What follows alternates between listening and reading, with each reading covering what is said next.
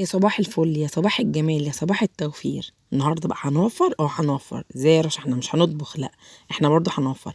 البراد اللي قدامكم ده يعني انتوا شايفينه كده عايز يتاخد يترمى، وانا فعلا كنت رمياه. جيت فكرت طب انا ارميه، طب ما انا عايزه احييه تاني واخليه براد جديد. بما اني بقى البرادات كلها غلت والحاجه كلها غلت، فانا استفاد بيه ومرموهوش خساره. بصوا رجعته ازاي، رجعته جديد. بجد هو انت رجعتيه ولا براد تاني؟ لا والله العظيم اقسم بالله ده البراد هو اللي انتوا شفتوه. بصوا بنفس تفاصيله، هو نفس البراد اللي كان قدامكم دلوقتي محروق وعايز يتمسك يترمى.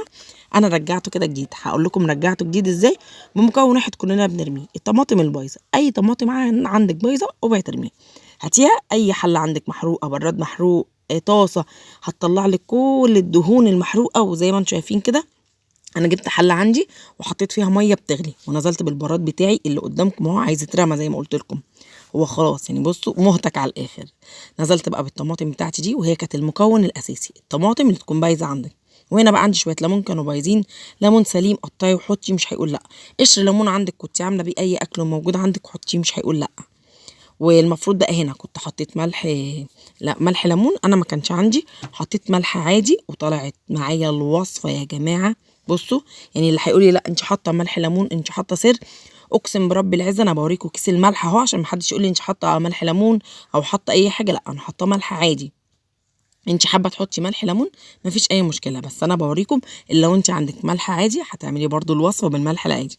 يبقى انا حطيت هنا الطماطم اللي كنت حارميها، قشر الليمون ده كان موجود عندي كنت عامله بيه وصفه، وحطيت شويه ملح زي ما انتم شايفين. الميه سخنه بقول لكم مش قادره، وهوريكم دلوقتي. بصوا انا عماله اهي بجرب، بصوا ما شاء الله شايفين الحروق بتاعته والبهدله اللي كانت فيه بتطلع ازاي. هسيبه بقى يغلي غلوتين تلاتة كده، وبعد كده بقى من بالليل للصبح هسيبه يتنقع بقى في الخليط ده كله. وبعد كده اجي الصبح ادفي الميه زي ما انتم شايفين بتطلع بخار. وعندي بقى هنا السلكه الخشنه دي، السلكه الخشنه دي بتتباع في اي مكان، اي سوبر ماركت هتلاقيها. اول مرحله ببتدي بقى بقول لكم مش قادره امسك البراد هو سخن نار، فرشت كده مفرش على الرخامه بتاعتي وابتديت ان انا واحده واحده عشان ما بهدلش برده الدنيا. زي ما انتم شايفين البراد مولع في ايدي على فكره انا بجري الفيديو، بس البراد كان سخن جدا. باخد من الميه بتاعت اللي كنت حاطه فيها البراد اغليه، وبصوا بدعك بيطلع معايا بكل سهوله ازاي يا جماعه. والمصحف حاجه كده ايه، مش قادره اقول لكم انا مبهوره مبهوره مبهوره بالموضوع دوت. يعني طماطم كنت حارميها وليمون كنت حارميه، رجعوا لي البراد بتاعي ده. يعني دلوقتي يسوى قد ايه؟ رجع لي براد جديد زي ما انتم شايفين.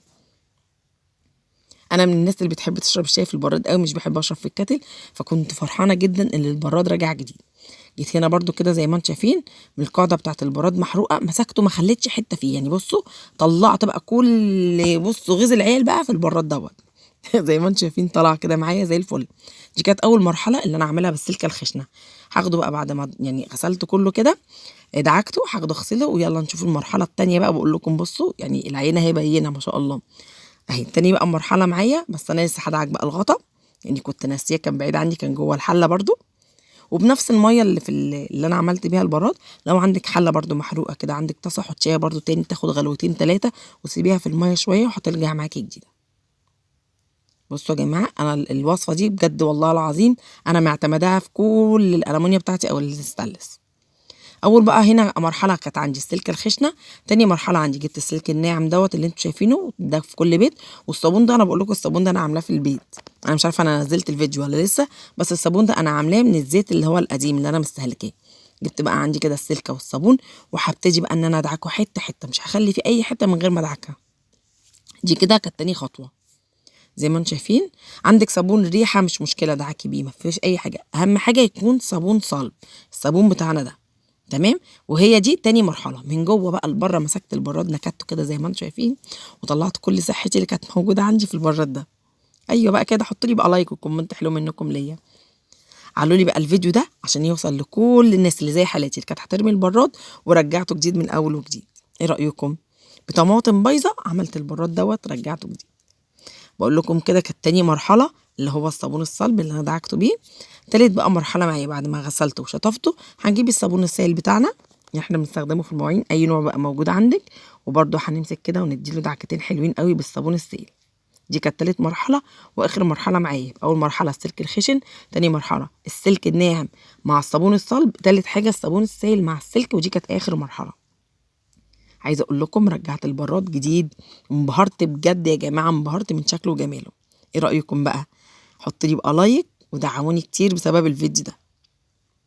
محدش يرمي بقى اي حاجه من النهارده بسبب الغلا اللي احنا فيه، حرام، مش هتعرفي تشتري براد زي ده تاني.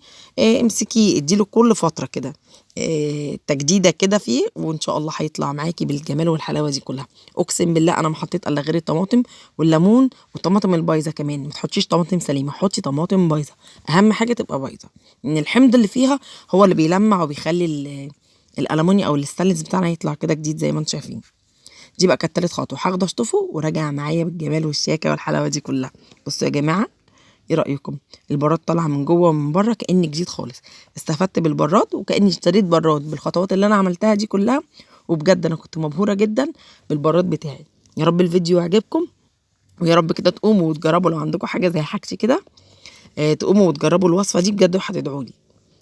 ايه رايكم؟ هعمل لكم دلوقتي باي باي واقول لكم بصوا انا شايفه نفسي في البراد. بجد انا مبهوره بجماله وحلاوته بجد. يعني براد انا كنت رامياه وما كانش في دماغي خالص. لما لقيت الوصفه دي بصراحه انا شفتها وحبيت ان انا اوريها لكم وانزلها لكم. بجد يا جماعه الوصفه دي صادقه، والوصفه دي بجد. ويا رب الفيديو يعجبكم، واشوفكم في فيديو جديد، وسلام. بقول لكم انا شايفاكم في البراد. سلام.